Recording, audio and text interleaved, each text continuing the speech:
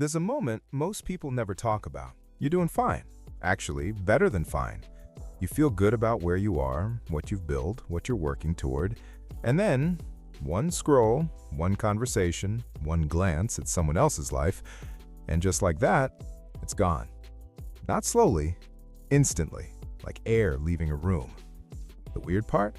Nothing about your life actually changed. Same job, same apartment, same progress. But suddenly it all feels smaller, quieter, like it wasn't enough. You weren't looking for a reason to feel bad. You weren't even thinking about anyone else. But the moment you saw them, their success, their body, their relationship, their confidence, something inside you quietly deflated. And here's what nobody tells you about that moment. It's not weakness. It's not insecurity. It's not even about them.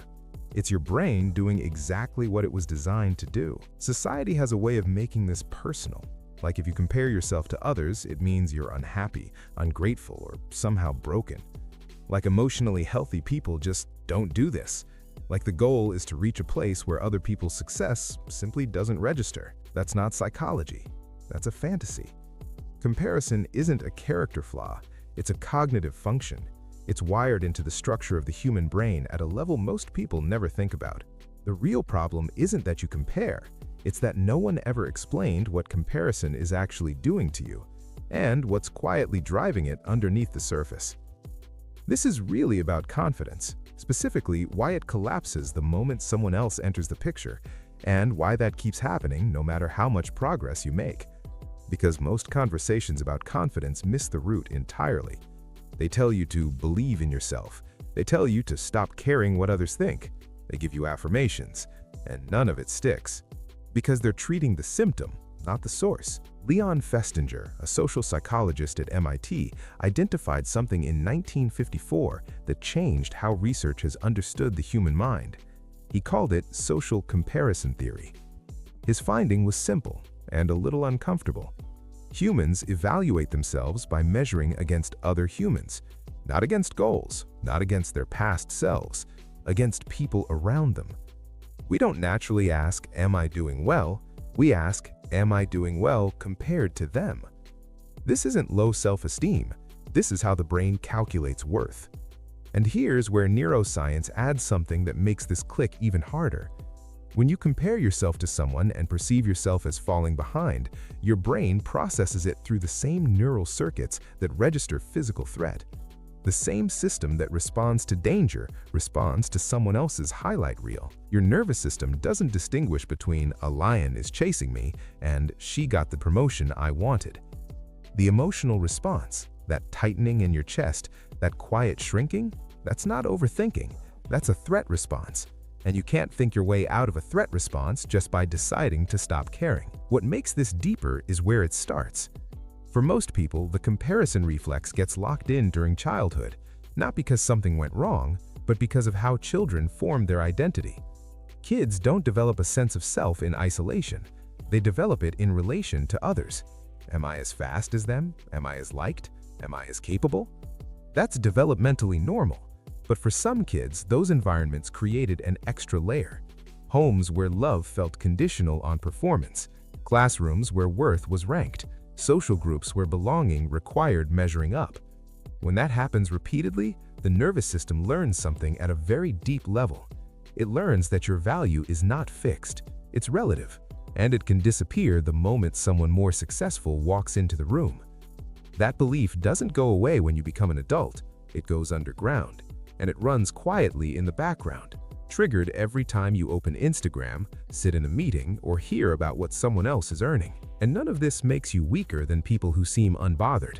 Some people grew up in environments where their worth was affirmed independently of performance, where they were celebrated without being compared. Their nervous system learned a different equation early on. That doesn't make them more evolved. It makes them lucky in a specific way. Different early experiences produce different nervous systems. There's no moral judgment in that. One wiring isn't superior. It's just different. Here's the part most people don't see coming. The people who appear the most confident, who seem entirely unbothered by what others are doing, are often not free from comparison. They've shifted what they compare against. Studies on high performers consistently show that they don't stop measuring themselves. They redirect it.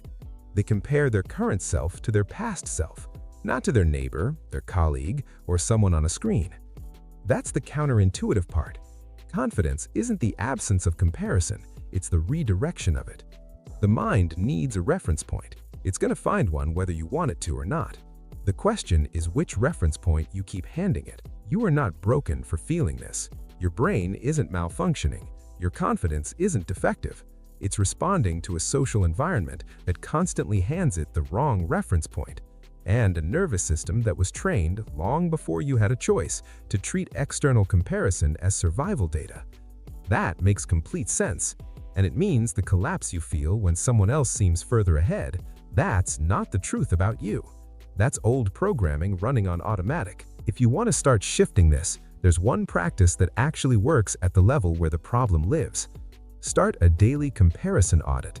Not journaling, not affirmations, just one question asked quietly at the end of each day.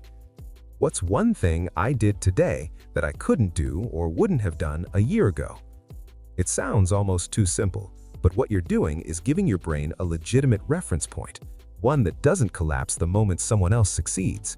You're training the comparison reflex to look inward instead of outward, not by force, by repetition. The nervous system learns through pattern, not through insight. So the shift doesn't come from understanding this. It comes from practicing it slowly until the internal reference point becomes the default. If this landed somewhere real for you, if you recognized yourself in any part of this, there's something else about the way your mind works that you probably haven't heard explained this way before. It connects to why certain emotions feel impossible to let go of, even when you want to. And it might explain something you've been carrying for a long time.